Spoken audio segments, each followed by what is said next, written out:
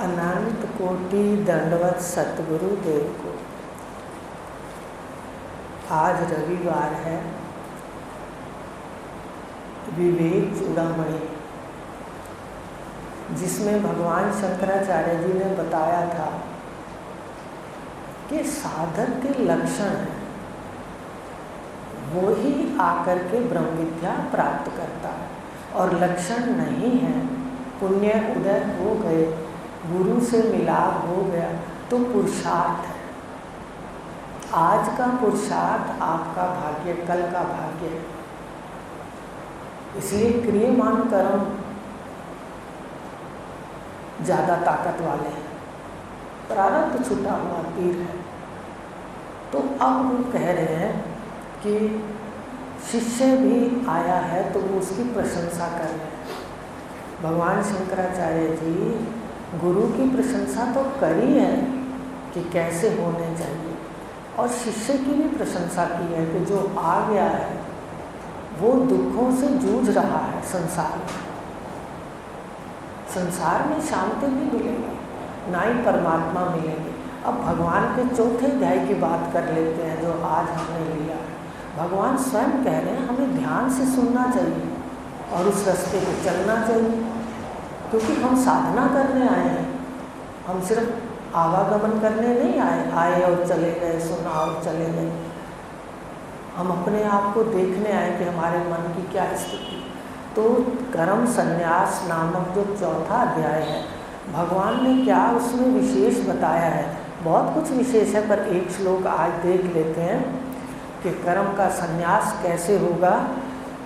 कर्ता ब्रह्म, कोई कर्म करना पड़ता है आपको। ज्ञान आप ले रहे हो, कर्म से छूट नहीं सकते।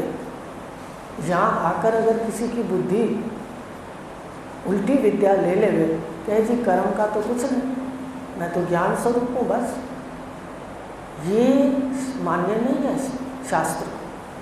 वर्ण धर्म के अनुसार कर्म के साथ ज्ञान चलेगा तो पूर्णता है जीवन की। यहाँ पर कितने अपभ्रंश लोग पैदा हो जाते हैं ना, जो अपने मन की मिलावट करके शास्त्र आज्ञा नहीं माने। भगवान को भी कहना पड़ा, अगर ऐसे लोग ना होते तो क्यों भगवान लिखते जो शास्त्र आज्ञा नहीं माने, इच्छा से अपने चले। तो इसमें से इच्छा से चलने वाले भी पैदा हो जाते। तो लक्षण ले लो आप, भगवान के उपनिषदों के ब्रह्मसूत्र के लक्षण ले लो और अपना जीवन बना लो बस।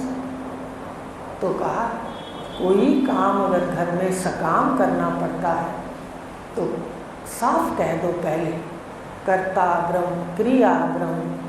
क्रिया भी ब्रह्म है, कर्ता भी ब्रह्म है। जो कर रहा है चेतन कौन है? अगर हवन कर रहा है तो क्या तू ब्रह्म नहीं है? देखो बुरा ना मानना, स्पष्ट कहूँगी।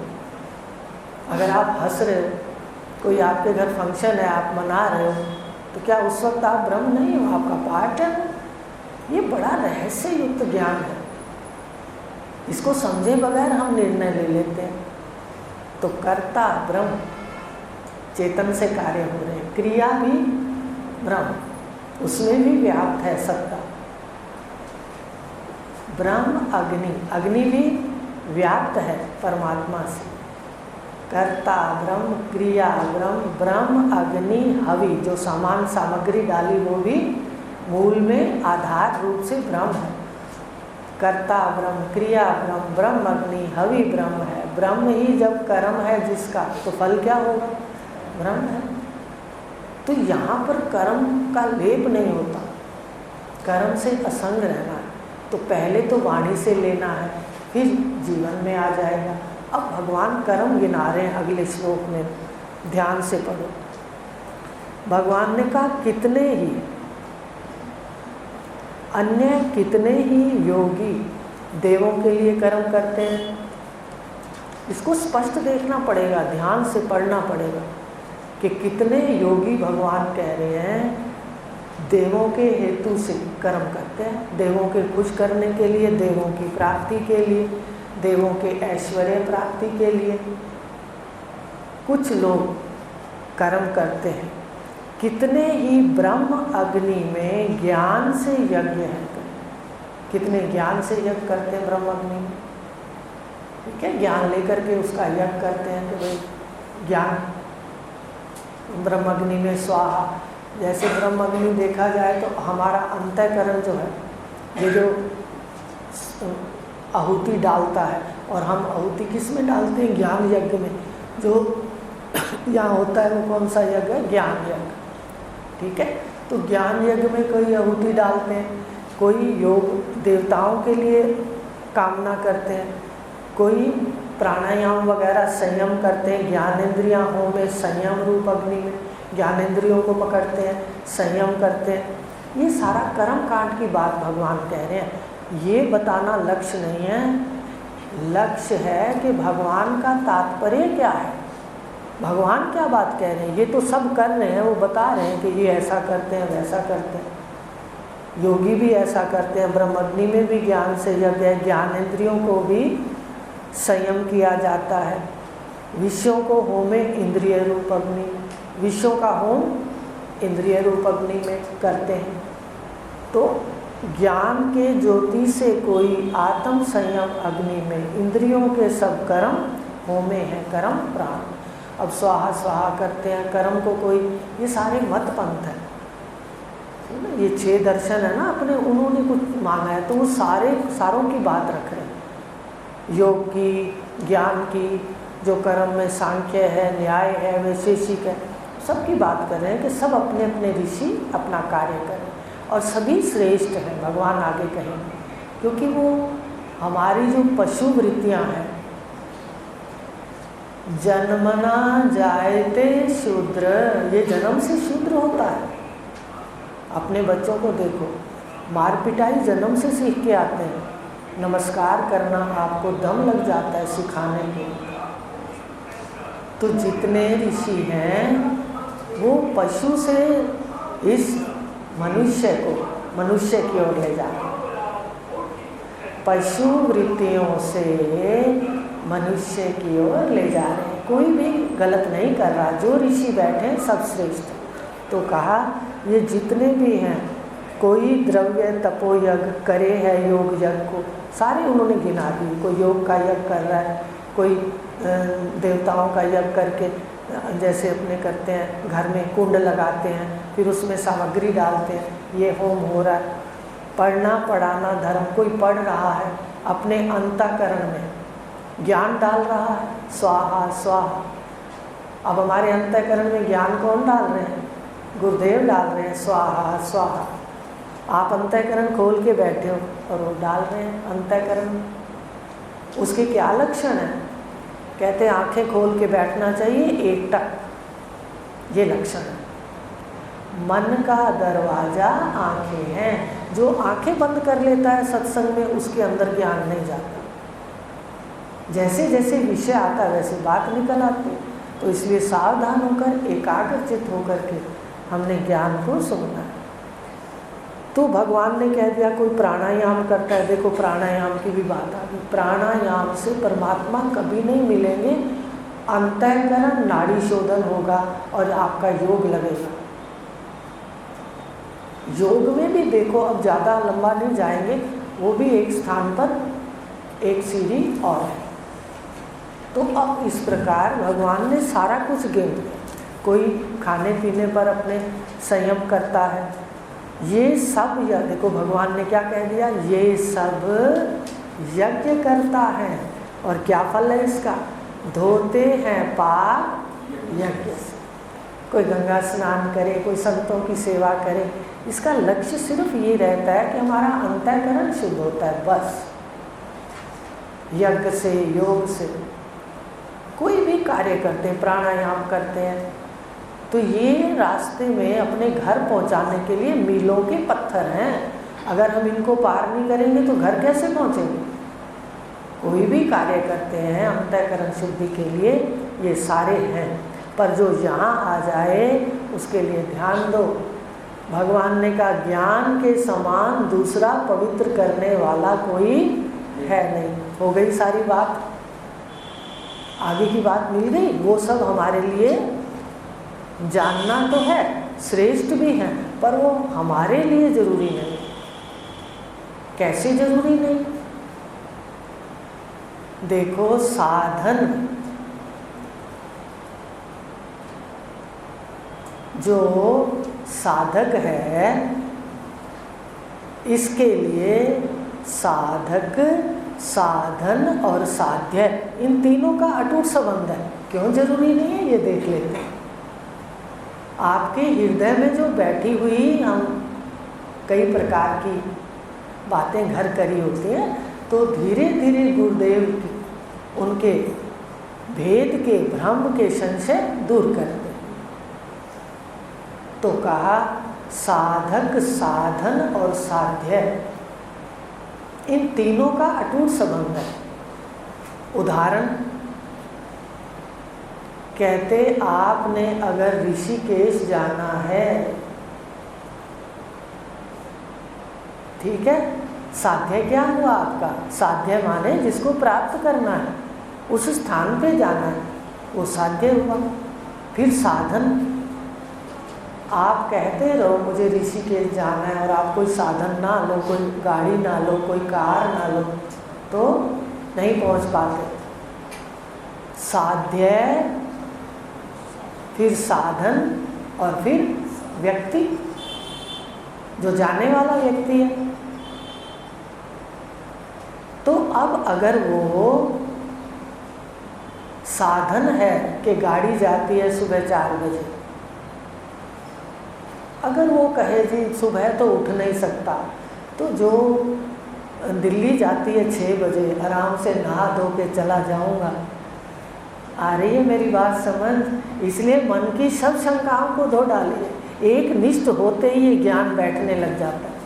लेकिन ये कार्य किसका है? शास्त्र कहता है कि गुरु 5 प्रकार की भ्रांतियों को मिटाने में सक्षम हो, ऐसे गुरु के पास जाओ। ये ब्रह्म सूत्र कह रहा है, उपनिषद कह रहे हैं, भगवान शंकराचार्य जी भी कहेंगे भ्रांतियां जब पढ़ाएंगे। तो विचार करिए, साधन का साध्य के साथ संबंध है। अगर आपने 6 बजे वाली गाड़ी पकड़ ली तो हरिद्वार ना पहुंच के दिल्ली पहुंच जाओगे।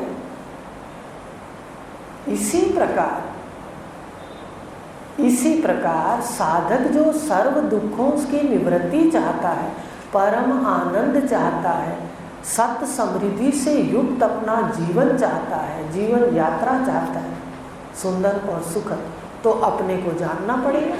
परम शांति चाहता है तो सबसे हट करके आत्मज्ञान को लेना पड़ेगा।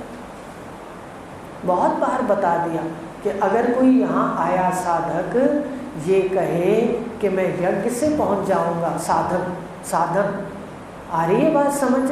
अगर तत्व ज्ञान लेना है, दुखों से छूटना है, सत्य समृद्धि से युक्त प्राप्ति, नित्य प्राप्ति की प्राप्ति होनी है,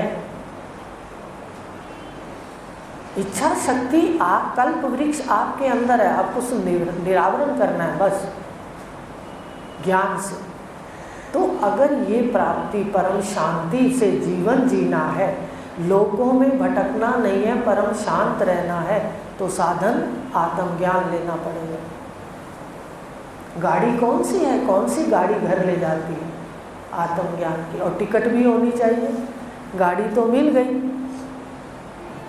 आपको महत्व बता रहे आत्मज्ञान का। और जो ऋषियों ने लिखा है महावाक्य और उनके शोधन सब बता रहे हैं। बताइए, अगर आपको गाड़ी तो बिठा दिया गया और टिकट नहीं है तो रास्ते में क्या किया जाएगा? चेकिंग होगी जब तो उतार दिया जाएगा।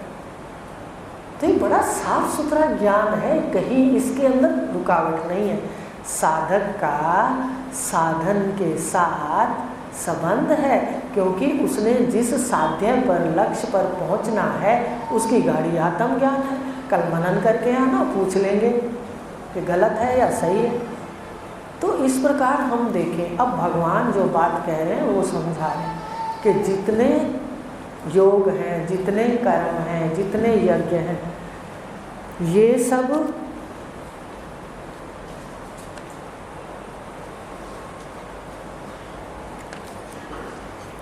सब यज्ञ करता है।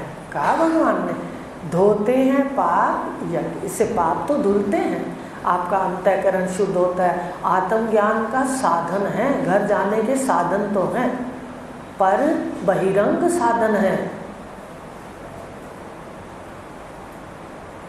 ब्रह्म सूत्र के अंदर भी आया, उपनिषदों के भी अंदर आया कि अंतःकरण अंतरंग साधन धारे श्रवण मनन निधिध्यासन, ये अंतरंग साधन है।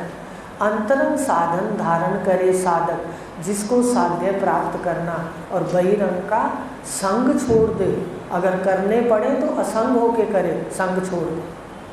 तो कहा ये सब ज्ञान यज्ञ करता है, धोते हैं पाप यज्ञ से। अब आगे भगवान ने कहा ऐसे अनेक ही यज्ञ, देखो क्या कहा भगवान ने, ऐसे लापरवाही से कहा, ऐसे अनेक ही यज्ञ कहे हैं ब्रह्मदेव ने। ये यज्ञ किसने किए हैं? ब्रह्मदेव जी ने। आपको बताया था ब्रह्मा जी ने सबसे पहले मनुष्य को शांत करने के लिए मन का पुर्जा लगा तो दिया, पर देखा कि सारी सृष्टि अशांत है, अपनी वासनाओं से ग्रस्त है, भटक रही है। तो उन्होंने तप रच दिया। तप कर करके भी ये शांत नहीं हुआ। फिर उन्होंने यज्ञ रच दिया। यज्ञ कर करके भी शांत नहीं हुआ। फिर उन्होंने दान रच दिया। दान करके भी शांत नहीं हुआ। तो उन्होंने कहा कि अब अपने आप सत्य को जानो, ब्रह्मांड के सृष्टि को, सत्य को जानो, तभी शांति आएगी। तो उन्होंने आत्मज्ञान की रचना की। उनको विष्णु जी ने दिया था और ब्रह्मा जी ने पहला उपदेश इंद्र और विरोचन को किया था, दोनों राजा थे। उसके बाद सारे विश्व में फैल गए। बहुत बार बताया हुआ है, दोबारा नहीं बताया। तो इस प्रकार भगवान ने भी चौथे अध्याय में कहा है कि ये पुराना योग है जो आज तेरे को कह रहा हूँ, लेकिन काल पा करके ये लोप होने लग गया, इसलिए आज फिर से कह रहा हूँ। इसलिए देखो लोप होने लग गया, और आज क्या हो रहा है, फिर से कहा जा रहा है इतने स्पष्ट शब्दों में। और इतना स्पष्ट, हमारे जैसा भाग्यशाली कौन है जो एक एक चीज दिखती है जो गुरुदेव बोलते। इसलिए आओ उंगली पकड़ के चलते हैं, घर चलते हैं। तो कहा परम शांति के लिए उन्होंने कहा कि वो तो जितने यज्ञ हैं वो अनेक ब्रह्मदेव ने कहे, पर आगे की लाइन ध्यान से सुनो, ये सब कर्म से होवें। इन सारों में कर्म है, पर जान ले मोक्ष पाएगा। तू सत्य को जान ले, इन सब के सत्य को जान ले, मोक्ष पाएगा। अब यहाँ पर एक बात याद आ गई, जीवन की यज्ञ करते थे। आर्य समाज भी बहुत समय गए, सबके जितने गुरु हैं सबके अध्ययन किए, जितने हैं आप गिनती कर लो जो है। और फिर आर्य समाज भी गए। जब वृदारण्यक उपनिषद मुझे मेरे गुरुदेव ने, शायद वो आखिरी समय था, आखिरी बार वही दिया मुझे, वृदारण्यक उपनिषद मुझे आने लगी, गेट में आकर खड़े हो गए और मुझे दिया। मैंने उसको भेंट समझा, अपनी शरीर छोड़ गए उसके बाद। तो जब उसमें पढ़ा, आप भी पढ़ लेना, उसमें यज्ञ पहले दिया हुआ यज्ञ का सारा, और बाद में आत्मज्ञान है। वृदारण्यक उपनिषद सबसे बड़ा उपनिषद है, छांदोग्य से भी बड़ा है। उसका नाम है वृदारण्यक, वृहद माने बड़ा। तो जब उसमें यज्ञ पढ़ा, और आप उसमें पढ़ोगे, उसमें अश्वमेघ यज्ञ हो रहा है। क्या है उसके अंदर?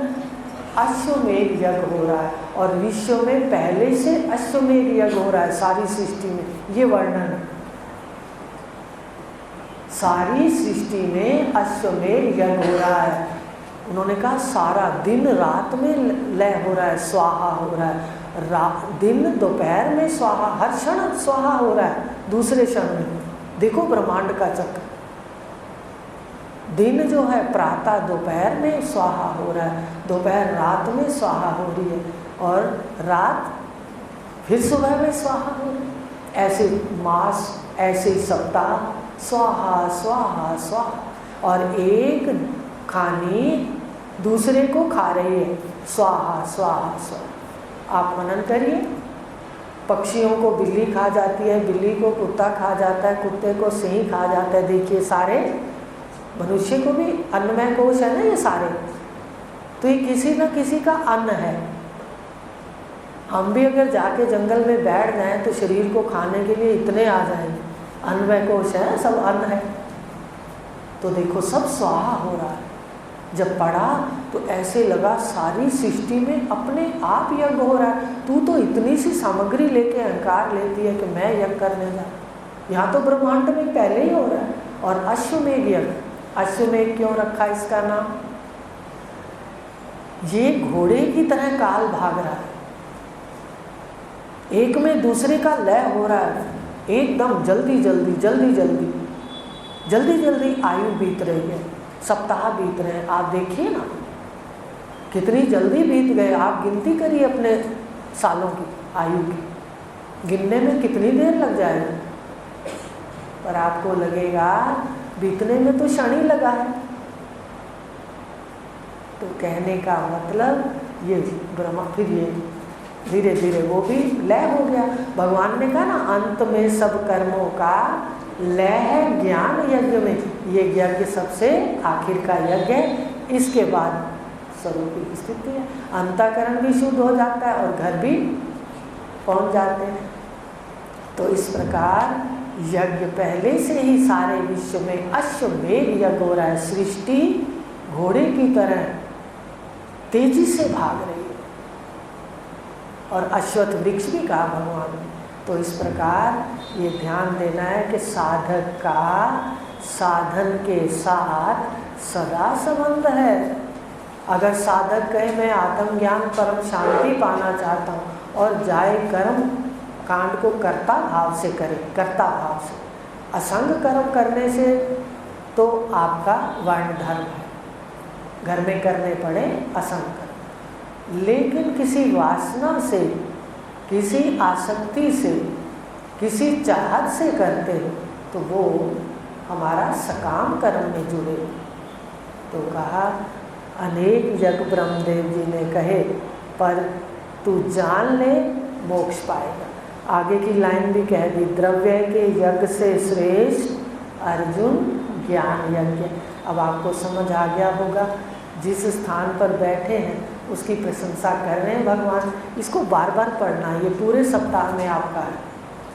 और आपके मन के अंदर इधर जैसे शंकाएं गई, वृदारण्य पढ़ते ही मन के अंदर आया, बताओ तू तो थोड़ी सी सामग्री लेके और कितना वहाँ पर मैं मेरा भी बहुत होता है। जहाँ भी गए बड़ी गहराई से देखा, लेकिन यहाँ आकर के आए हम सभी घर से वही लोग हैं जो मैं मेरे में सने हैं, पर अपने इन परतों को उतार दो ज्ञान से।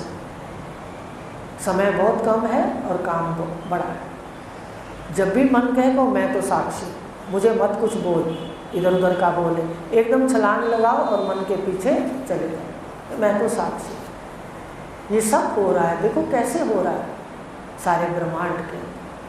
तो भगवान ने कहा ज्ञान यज्ञ सबसे श्रेष्ठ है। अब भगवान के अनुसार और सबसे श्रेष्ठ यही जो यज्ञ है अंतःकरण को शुद्ध करता है। तो बताइए साधक के लिए कोई वस्तु यहाँ वाले साधक के लिए आवश्यक नहीं है। उसका कर्तव्य तो हो सकता है किसी स्थान पर आवश्यकता नहीं। तो आज इतना गीता का लिया, ये आप इसको पूरे सप्ताह पढ़ना है। अब भगवान शंकराचार्य जी की थोड़ी सी बात कर लेते हैं। उन्होंने शिष्य की प्रशंसा की है यहाँ आने वाले की। आपको समझ आ गई कि भगवान ने जो स्थान सबसे ऊंचा कहा है वो ये है, और हम पहुँच गए कर्मों से।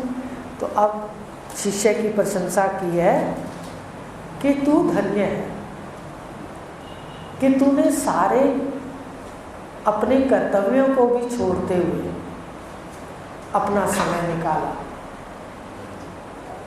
और ज्ञान की ओर रुझान हुआ, वैराग हुआ, शांति की प्राप्ति की इच्छा हुई। ये भगवान शंकराचार्य जी कह रहे हैं। पिता के ऋण को चुकाने वाले तो पुत्र आदि भी होते हैं, पर भव सागर से छुड़ाने वाले अपने से भिन्न कोई नहीं। देखो ऋण होते हैं, एक ऋषि ऋण भी होता है जो भगवान ने गीता में प्रतिपादित कर दिया।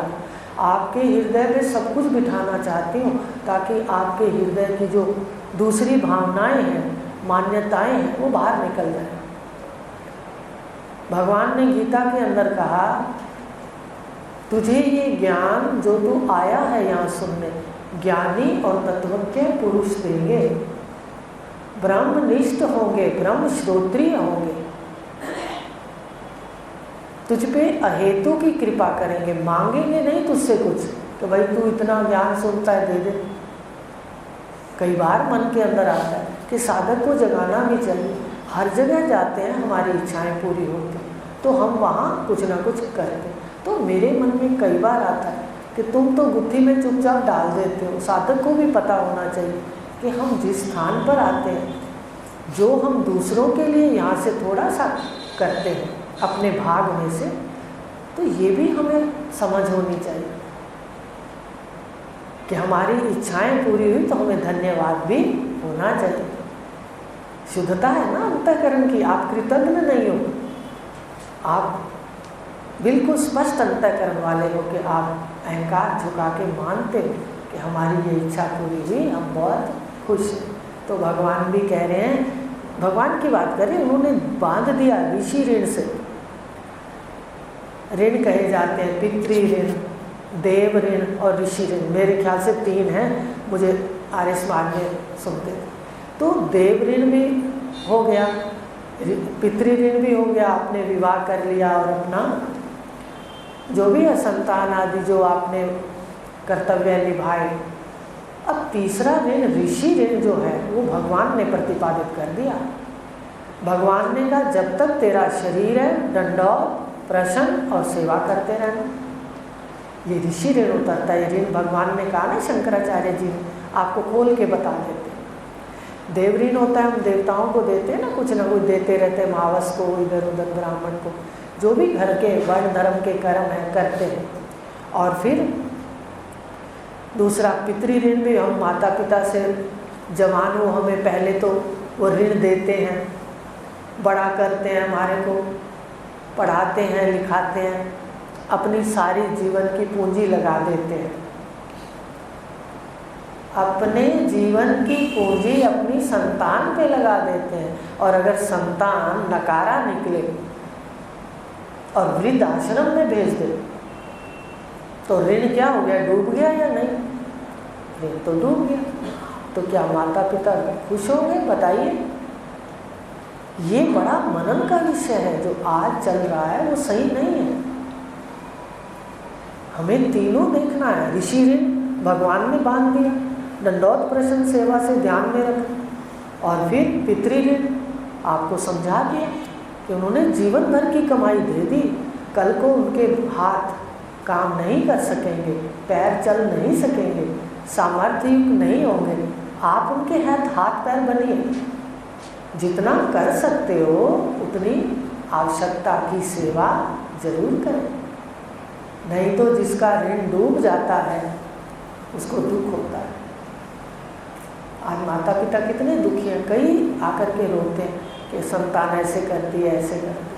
तो ये बड़े ध्यान देने वाली बात है। फिर वो दूसरे जन्म में पत्रियों में आ जाते हैं, ज्योतिष बताते हैं कि भाई आपको, कहते हैं ना कोई ऐसा ऋण पितृ दोष है, समझ रहे हो बात? तो ये बातें ध्यान रखने मनुष्य से, आप उस भावों से प्यार से माता पिता की भले अल्प सेवा करो, समय से भोजन दे दो, समय से चाय दे दो, और कुछ नहीं कर सकते, आवश्यकता तो करो।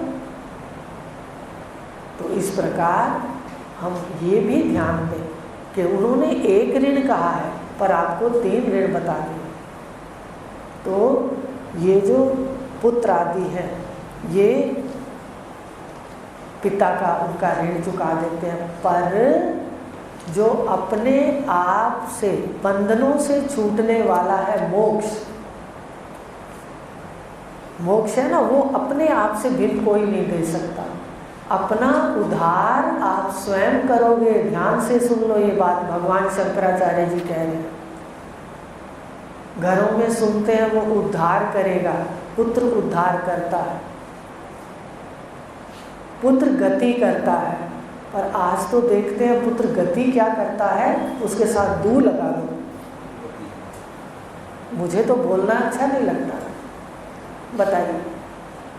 ये जो गति कराते हैं, ये गति ही होती है, पर मोक्ष जो छूटना है, स्वेच्छा से विचरण करना है। भगवान गीता के 4थे अध्याय में भी कह रहे हैं कि अपनी स्वेच्छा से विचरण करना है ब्रह्मांड के अंदर, तो ये मोक्ष तू स्वयं प्राप्त कर सकता है। अपना उद्धार आज ध्यान दो, भगवान शंकराचार्य कह रहे हैं, उपनिषद कह रहे हैं, अपना उद्धार जीव स्वयं कर सकता है, दूसरा कोई इसका उद्धार नहीं कर सकता। जो इसने जाल बुना है, एक अकेली मैं थी, पर इसने मैं के साथ इतने जाल बुन दिए। सबसे पहले विवाह कर लिया, मैं 2 हो गए, फिर माता पिता सबको मेरा। जैसे स्वेटर का एक घर डालते हो, फिर उसके बाद 1 के 3 बना लेते हो, फिर 2 बनाते हो, पहले जो भी बनाते हो 2 बना लेते हो, फिर 4 बना लेते हो, फिर 10 20 100 बना लेते हो। अब उधेड़ेगा कौन? जिसने बनाया उसको पता है वो उधेड़ेगा। जाल भी हमने बनाया है, मैं मेरे का थे अकेले, जाल बना लिया, फंस गए, उधेड़ दो। मैं नहीं। उधेड़ने का मतलब ये नहीं कल से तलाक ले लेंगे पत्नी से, माता पिता को वृद्धाश्रम छोड़ आएंगे, अकेले ही रहेंगे। दीदी कह रहे हैं ये ज्ञान का अर्थ नहीं है। अकेले माने अपने अद्वैत तत्व का साक्षात कर लो। और शरीर भी क्या है? शरीर भी जब जाती हूँ ना कहीं, वहाँ पर वो पंडित जी आते हैं, देखो सब कार्य जो हो रहे हैं वो एक सीढ़ी में बिल्कुल सही है। वहाँ आते वो 5 पिंड बनाते हैं, आपने देखा है कभी? थाली में रखते हैं, कहते भाई पुत्र आए और पिंड दान करें। तो मेरे अंदर एक बात फुर जाता है कि पुत्र क्या दान करेगा?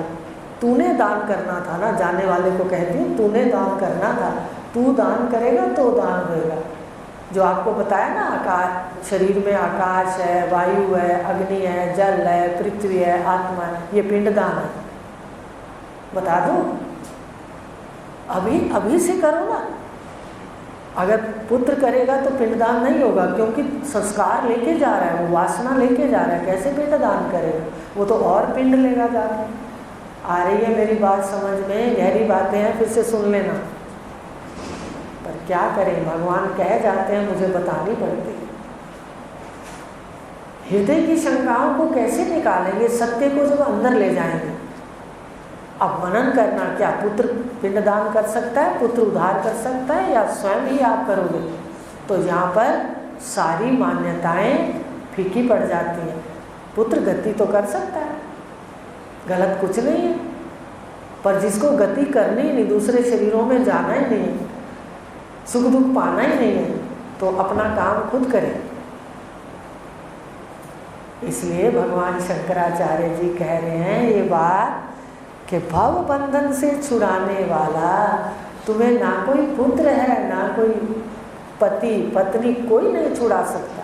तुम स्वयं ही फंसे हो जाल बना करके, और स्वयं ही उधेड़ना है, इसके बंधन को काटना है। मैं नहीं, मैं आत्मा सच्चिदानंद अद्वितीय ज्ञान स्वरूप मैं नहीं हूँ।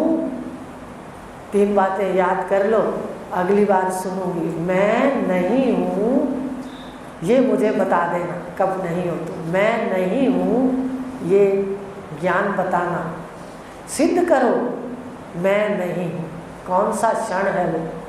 मैं नहीं हूँ, मैं मूर्ख हूँ, मैं अज्ञानी हूँ। दूसरी बात, मैं नहीं हूँ, इस क्षण को देख के आना, सिद्ध करना। मैं अज्ञानी हूँ, ये भी सिद्ध करके आना। और मैं प्रिय नहीं, मेरे से ज़्यादा कोई और प्रिय है, मैं प्रिय नहीं हूँ अपने आप को, ये भी सिद्ध करके आना। इस पे चर्चा अगली बार करेंगे। ओम पूर्णमद